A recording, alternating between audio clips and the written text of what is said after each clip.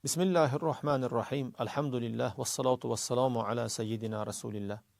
Hazrati Payg'ambar alayhissalomning bu muborak hadislarini ko'p takrorlaymiz. Juma amr ma'ruflarida ko'p eshitamiz. Xayrun nas man yanfa'un nas. Odamlarning eng yaxshilari, saralari, odamlarga manfaatliroqlari degan hadisni. Bu hadisni yoddan bilamiz. Payg'ambar sallallohu alayhi va sallam nima deyaptilar? Odamlarning yaxshiligi manfaati bilan o'lchanadi. Odamlarning yaxshiliklari birovlar ulardan baraka topishlari bilan o'lchanadi. Odam qancha birovlarga yaxshilik, savob ilinsa, shuncha Alloh nazdida darajasi baland bo'ladi. Alloh taolo Qur'oni Karimda fafirru ilalloh deydi. Alloh tomon yuguringlar, Alloh tomon intilinglar deydi. Alloh taolo boshqa bir oyatda vasabiqu ila mag'firatin min robbikum, Parvardigor olamning mag'firati tomon yuguringlar, mag'firat tomon musobaqa qo'yinglar deydi.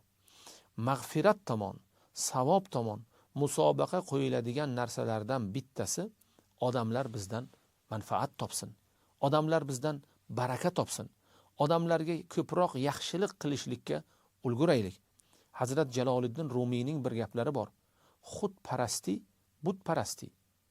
Ya'ni xudparast odam, shaxsiy manfaatlarinigina o'ylaydigan odam bu butparast kabi. Nima uchun? Mahdud odam, chegaralik odam.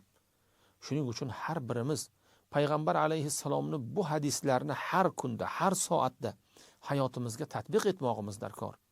Xayrun nas man yanfa'un nas. Odamlarning eng yaxshirog'i, odamlarga manfaatlirog'i. Payg'ambar alayhissalatu vassalom buni misollar bilan tushuntiradilar. Yo'ldan bir tikanakni, bir narsa, aziyat qiladigan narsani olib tashlashlik savob deydilar. Bir odamni uloviga ko'tarib qo'yishliging yoki uni matohini, ya'ni narsasini uloviga ko'tarib qo'yishliging ham ajru savob deydilar. Demak, savobdan g'ofil bo'lmaylik. Hamma ishga savob bor. Agar o'sha ishni sadoqat bilan, ixlos bilan qilsak, Alloh taolo albatta ajru savob beradi.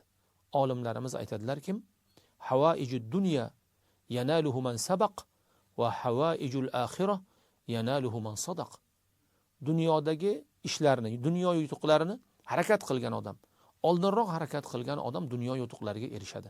Ammo oxirat yutuqlari, ajrga esa sadoqat bilan, ixlos bilan har bir qilayotgan ishimizga savob umidi, xalq manfaati agar ko'z o'ngimizda bo'lsa, sadoqat bilan oxiratning ishlari, oxiratning maqomu martabasiga erishamiz. Payg'ambar alayhissalatu vassalomning izlaridan borib odamlarga yordam berishligimiz, jismoniy, moddiy, ma'naviy, pulning zakoti bo'lgani singari kuch-quvvatni ham zakoti bor. Pulning zakoti bo'lgani singari obro'y, mansabni ham zakoti bor. Har bir narsani zakoti bor. Mana shu yo'sindan odamlarga to imkoniyatimiz bor, jismoniymi, moddiymi, ma'naviymi, duo bilanmi odamlarga yordam berish payida bo'lmog'imiz kerak. Ana shundagina man yanfa'un nas xayrun nas, ya'ni odamlarning yaxshiroqlari bo'lamiz, manfaatliroqlari bo'lamiz. Vassalomu alaykum va rahmatullohi va barakatuh.